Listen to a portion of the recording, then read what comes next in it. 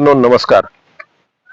हळदीचा बाजार उठलाय हे टायटल ऐकल्यावर कदाचित तुम्हाला वेगळं वाटलं असेल, पण सध्या हळद काढणीचा हंगाम चालू झालाय आणि यावर्षीची परिस्थिती अतिवृष्टीमुळे अत्यंत वाईट झालेली आहे. शेतकऱ्यांनी मोठ्या मेहनतीने वेगवेगळ्या प्रकारचे खतं टाकून, महागडी औषधं फवारून सुद्धा अतिवृष्टीमुळे यावर्षी उत्पन्नाची कुणालाच हमी येत नाहीये.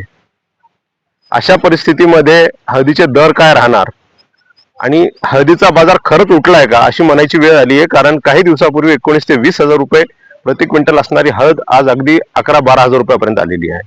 त्यामुळेच हा व्हिडिओ आपण शेवटपर्यंत पाहावा, कारण या व्हिडिओमध्ये हळदीचे दर कसे पडले जातात आणि का पडतात याविषयी विस्तृत असं विश्लेषण आम्ही मांडलेलं आहे.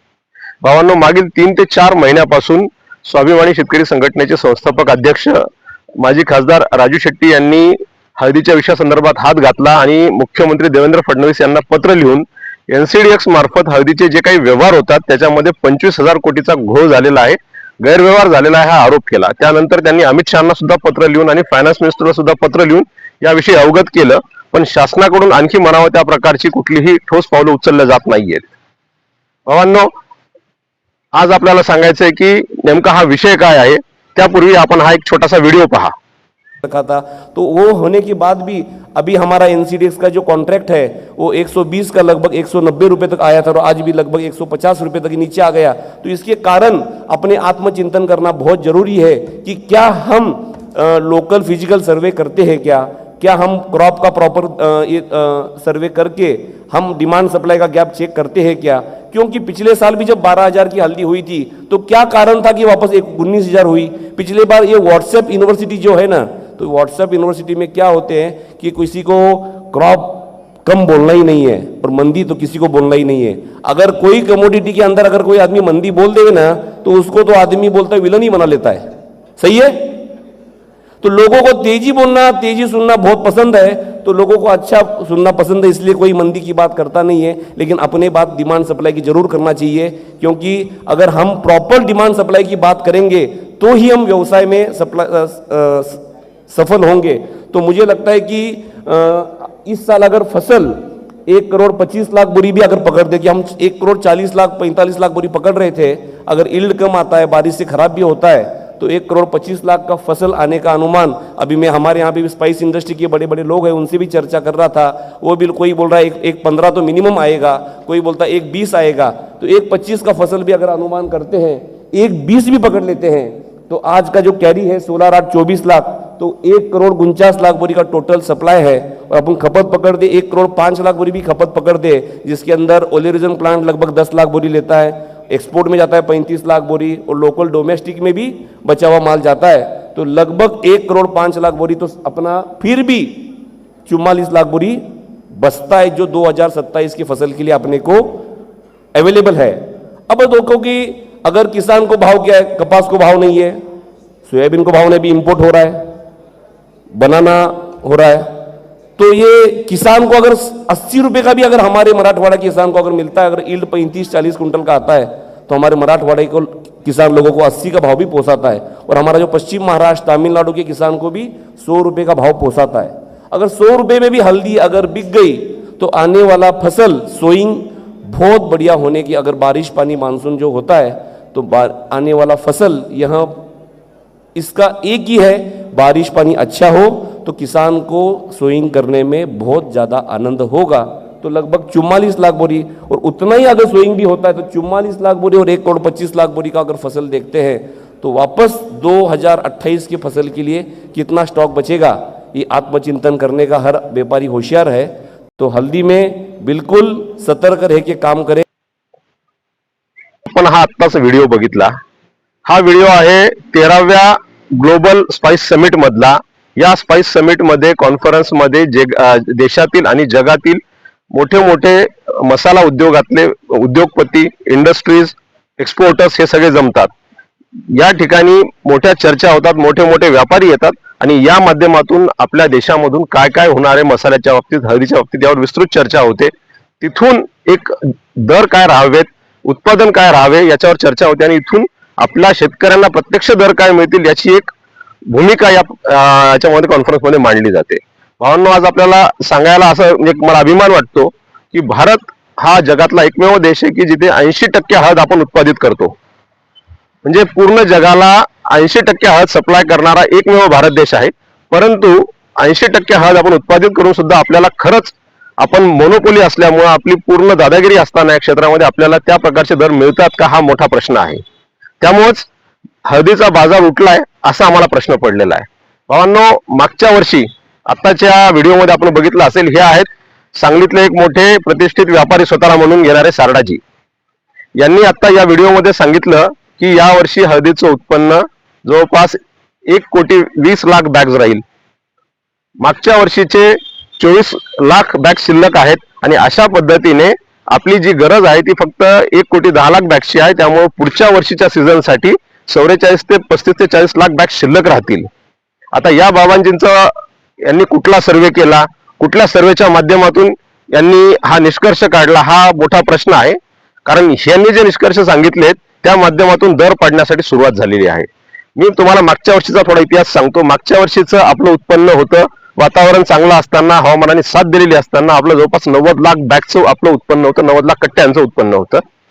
त्याच्यापैकी 35% हे एक्सपोर्टला जातं, जवळपास 64 ते 65% हे industry, pharmaceutical industry, colour industry, घरगुती वापर या सगळ्या गोष्टी करता वापरलं जातं आणि फक्त 1% कमी हे एनसीडीएक्सच्या माध्यमातून व्यवहार होतात.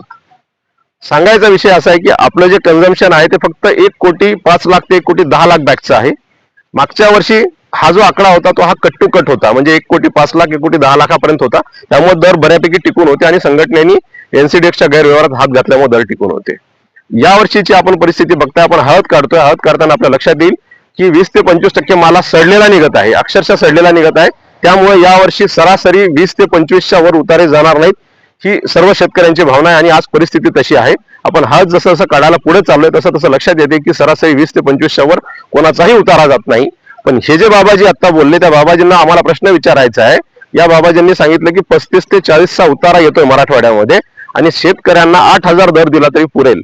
मला शेतकरी पुत्रांना या माध्यमातून आवाहन करायचंय की आपण या बाबाजींचा नंबर काढावा, या सारडाजींचा नंबर काढावा आणि यांना प्रश्न विचारावे सभ्य भाषेमध्ये की सारडाजी, तुम्ही असा कोणता खत टाकला, तुमच्या कधी घरच्यांनी कोणी शेती केलेली आहे का बापजाद्यांनी, की 35 ते 40 उतारा या वर्षी निघेल, एवढ्या अतिवृष्टीच्या काळामध्ये निघेल आणि 8,000चा दर कसा पुरतो याचा आम्हाला त्यांनी गणित मांडून दाखवावं. अन्यथा केंद्र सरकारनी एनसीडीएक्सनी दर पाडल्याचे कारण दाखवत, कारण यांच्या या अशा भविष्यवाणीमुळे, चुकीच्या भविष्यवाणीमुळे मार्केटचे हळदीचे दर पडत आहेत, एनसीडीएक्सला अफेक्ट होत आहे. त्यामुळं आमची एनसीडीएक्स कडे आणि केंद्राकडे मागणी आहे की अशा चुकीचे मेसेज पसरवणाऱ्या लोकांवर केंद्र सरकारने कारवाई करावी. सोबतच महत्वाचा विषय तुम्हाला सांगतो, सध्या इराण आणि युएसचं वॉर चालू आहे. याचं कारण दाखवत व्यापाऱ्यांनी मार्केटचे दर पाडलेले आहेत. पण तुम्हाला खरं सांगतो, युएस आणि इराण या देशाला फक्त 3 ते 4% हळद आपल्या देशातून एक्सपोर्ट होते, ते पण पूर्ण वर्षभरामध्ये. आता तर कुठं नेमकं सीझन आपलं सुरू झालेलं आहे आणि असं असताना 3 ते 4% हळदीसाठी जी वर्षभरात आपण एक्सपोर्ट करतो त्याचं कारण दाखवून आज आपल्याकडे दर पाडल्या जात आहेत. दुसरा महत्वाचा विषय, आपल्या हळदीचे दर पाडण्यामागे आणखी एक मोठं षडयंत्र आहे. हे षडयंत्र आम्ही स्वाभिमानी शेतकरी संघटनेच्या माध्यमातून वारंवार मांडलेलं आहे. आपल्या पुढे आम्ही हा खुलासा करू इच्छितो. आज एनसीडीएक्सचे जे काही अप्रूव्ड गोडाऊन्स असतात त्या गोडाऊन्स मध्ये 20 फेब्रुवारी रोजी लिस्टिंग होतं. लिस्टिंग म्हणजे डिसेंबरच्या एंडला जुना माल पूर्ण काढला जातो आणि 20 फेब्रुवारी पासून एनसीडीएक्स अप्रूव्ड गोडाऊन मध्ये माल स्टोअर केला जातो आणि त्या मालाचं एनसीडीएक्स मध्ये ट्रेडिंग होतं. त्यापूर्वी तुम्हाला आणखी एक आश्चर्याची गोष्ट सांगू इच्छितो. मी आत्ताच सांगितलं होतं की 35% हळद जवळपास एक्सपोर्ट होते, 64 ते 65% हळद आपल्या डोमेस्टिक, इंडस्ट्रियल, फार्मास्युटिकल यूज मध्ये जाते. 1% किंवा त्यापेक्षाही कमी हळदीचं ट्रेडिंग हे एनसीडीएक्सच्या मार्केटला होतं आणि तेच दर आपण ज्याला डब्बा म्हणतो तो दर आपल्याला आपल्या मोंढ्यामध्ये आपले व्यापारी आपल्याला देतात. पण मला एक सांगायचं आहे की 99% हळदीचा दर हा फक्त 1% पेक्षाही कमी ट्रेडिंग करणाऱ्या व्यापाऱ्यांच्या एनसीडीएक्सच्या व्यवहारावर अवलंबून आहे. म्हणजे हे किती चुकीचं आहे हे तुम्हाला सांगायचं आहे. थोडक्यात सांगायचा विषय असा की परत मी त्या विषयावर येतो की एनसीडीएक्स अप्रूव्ड जे गोडाऊन्स आहेत त्या गोडाऊन्स मध्ये 20 फेब्रुवारीला लिस्टिंग होतं आणि हे लिस्टिंग होत असताना एनसीडीएक्सचाच नियम आहे की या सीझनचा, चालू सीझनचा माल त्या वेअरहाऊसला पडला पाहिजे, मागच्या सीझनचा माल 31 डिसेंबरला क्लिअर झाला पाहिजे. म्हणजे कुठल्याही परिस्थितीमध्ये एनसीडीएक्सच्या वेअरहाऊसेसला नवीन माल आला पाहिजे आणि तो डिपॉझिट झाल्यानंतर त्याचं ट्रेड झालं पाहिजे. पण प्रत्यक्षात तसं घडतंय का हे एनसीडीएक्सने तपासून पाहणं गरजेचं आहे. कारण आमच्या माहितीनुसार आजही एनसीडीएक्स अप्रूव्ड गोडाऊनला सगळा जुना माल स्टोअर होतोय. मोठ्या प्रमाणात तिथं आवक दाखवली जाते. ती आवक स्क्रीनवर येते एनसीडीएक्सच्या, त्याचा व्यवहार दाखवला जातो, विक्री दाखवली जाते आणि दर पाडल्याचं तिथं स्क्रीनवर दिसतं. आणि ते पडलेल्या दरचा इफेक्ट आपल्याला आज दिसतो. 19,000 जी हद होती एका महिन्यापूर्वी ती आज अगदी 12,000वर येऊन ठेपलेली आहे. हे मोठं षडयंत्र आहे भावांनो. या माध्यमातून आम्ही आपल्याला सांगू इच्छितो, देशातील काही मोजके व्यापारी, मोजके एक्सपोर्टर, मोजके धनाढ्य लोक, सट्टेबाज यांनी एप्रिल 2026 कॉन्ट्रॅक्टसाठी काही लोकांशी एक्सपोर्टसाठी 10 ते 12 हजाराचे कॉन्ट्रॅक्ट केलेले आहेत. मी परत रिपीट करतो, या मोजक्या काही ठराविक व्यापाऱ्यांनी 10 ते 12 हजार रुपये प्रति क्विंटलचे कॉन्ट्रॅक्ट केलेले आहेत, अग्रीमेंट केलेले आहेत. त्यांना एप्रिलमध्ये तो माल त्यांना देणं आहे, एप्रिल ते मे मध्ये त्यांना माल देणं आहे. पण आज आपल्याकडे सिच्युएशन अशी आहे की आपल्याकडे अतिवृष्टीमुळे यावर्षी हळद, मी जे काही सर्व अनुमान बघितले, मी काही इंडस्ट्रीतल्या मोठ्या लोकांशी बोललो ज्यांचा 30-35 वर्षाचा अनुभव आहे या क्षेत्रातला, त्यांच्याशी मी चर्चा केली. त्यांच्या याच्यावरून मला एक लक्षात आलं की यावर्षी 75 ते 85 लाख कट्ट्याच्या वर उत्पादन होण्याची शक्यता नाही. मागच्या वर्षी जे उत्पन्न 90 लाख होतं कट्ट्यांचं, ते यावर्षी 75 ते 85 लाखाच्या पूर्ण याच्यामध्ये राहील, मर्यादित राहील. मागच्या 17 वर्षामध्ये, मी परत रिपीट करतो, मागच्या 17 वर्षामध्ये जो शिल्लक साठा होता तो या वर्षात सगळ्यात कमी आहे. तो म्हणजे 15 लाखाच्या आसपास, 15 लाख कट्ट्याच्या आसपास. म्हणजे 85 लाख आणि 15 लाख जर आपण मिळवतो 1 कोटी कट्टे होतील. आपलीच गरज 1,05 लाख कट्टे ते 1,10 लाख कट्ट्याची आहे. म्हणजे थोडक्यात काय, तर माल फार कट टू कट आहे, म्हणजे माल कमी आहे. आणि दुसरं महत्वाचं, काल परवाच विधानसभेमध्ये महाराष्ट्राच्या मुख्यमंत्र्यांनी सांगितलं की पुढच्या वर्षी वातावरणात फार मोठे बदलाचे संकेत आहेत. पुढच्या वर्षी सुद्धा महाराष्ट्रावर, देशावर वातावरणाचं संकट आहे. पुढच्या वर्षीचं मान्सून खराब राहण्याची शक्यता आहे. म्हणजे पुढच्या वर्षी सुद्धा हळदीच्या उत्पन्नाला धक्का लागण्याची शक्यता आहे. पुढच्या वर्षीचं हळद उत्पादन सुद्धा धोक्यात आहे. अशा परिस्थितीत आपले दर वाढणं अपेक्षित आहे, पण हे दर या काही ठराविक सट्टेबाजांमुळे वाढत नाहीयेत. या लोकांनी एप्रिलचे 10-12 हजाराचे अग्रीमेंट केलेले आहेत, त्यांना तो माल 10-12 हजारात तुमच्याकडून खरेदी करायचा आहे. त्यासाठी हे कुठल्याही पद्धतीनं दर पाडण्याचं कारस्थान करत आहेत. या माध्यमातून आम्ही आपल्याला एकच सांगू इच्छितो, 10 ते 12 हजारात हळद विकून आपलं घर उठून घेण्यापेक्षा शेतकऱ्यांनी टप्प्याटप्प्याने हळद विकावी. अन्यथा गोडाऊनला, वेअर हाऊसला टाकून त्याच्यावर कर्ज घेतलेलं परवडेल, पण 10 ते 12 हजारात हळद विकायला शेतकऱ्याला परवडत नाही. कारण काय कष्ट लागतात, काय मेहनत लागते हे मी तुम्हाला सांगायची गरज नाहीये. आपल्या या व्हिडिओच्या माध्यमातून आम्ही एकच आवाहन करतो, ही लोक शेतकऱ्याचं घर उठवायला निघालेली आहेत, शेतकऱ्याच्या ताटात माती कालवायला निघालेली आहेत. माझं एकच म्हणणं आहे, शेतकऱ्यांनी यावर्षी हळद विकताना विचार करून विकावी. आणि या लोकांनी 10 ते 12 हजार आणण्याचा विडा उचललेला आहे. तुम्ही आत्ताच या व्हिडिओमध्ये ऐकलं की 8,000 पर्यंत त्यांची दर आणण्याची तयारी आहे. त्यामुळं या लोकांचं घर उठवण्यासाठी, जे लोक आपलं घर उठवायला निघालेले आहेत, आपल्या मुलाबाळांचं आयुष्य खराब करायला निघालेले आहेत, या लोकांना धडा शिकवण्यासाठी, यांचं घर उठवण्यासाठी शेतकऱ्यांनी टप्प्याटप्प्याने हळद विकावी. हळद आणायची गडबड करू नये. जोपर्यंत स्थिर दर होत नाहीत, सरासरी 14 ते 20 हजार पर्यंत, तोपर्यंत कुणीही शेतकऱ्यांनी माल मार्केटमध्ये आणू नये ही या माध्यमातून विनंती करतो. आणि एनसीडीएक्स विरुद्धचा जो काही लढा आहे, त्या लढ्यामध्ये सर्व शेतकऱ्यांनी सहभागी व्हावं, सहभाग नोंदवावा ही विनंती आपणास करतो. धन्यवाद.